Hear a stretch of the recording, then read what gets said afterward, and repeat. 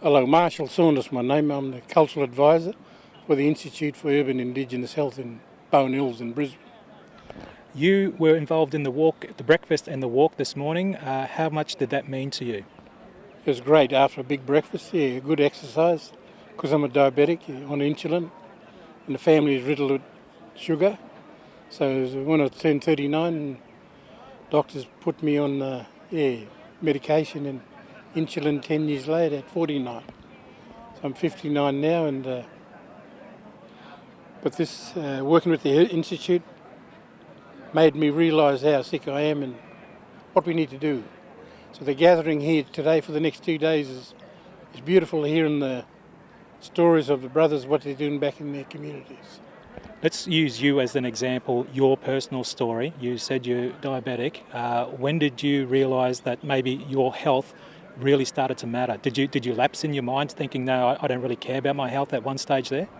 It's not so much didn't matter, I didn't care, I was just unaware, I guess. I mean, during the walk I was talking to a mate, I coached him in footy, and the doctors called him in at an Ipswich clinic. How you feeling, they asked him. He said, I'm good, fine, no problem. Why? He said, your sugar readings are terrible.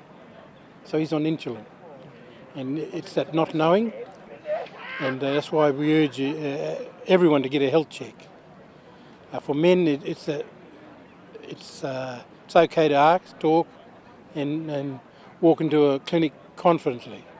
There's no shame. There's a lot of people suffering just as bad as them, or worse. My care plan is mapped out, so I've had allied health treatments such as eye, ophthalmology, podiatry, cardiovascular. So I'm on the Work It Out program now, and the CEO has given me 2 days a week, 2 sessions a week, in work time to look at my health. What do you notice most frequently with Indigenous men in southeast Queensland and their health issues? Not knowing. That's the biggest surprise for me, not knowing. And they won't get a health check. And why is that? Is it stubbornness? Is it they're afraid? I think afraid more than anything, because I see the stats out there and they constantly hear it on the radio and the advertisements, and I think it's afraid now.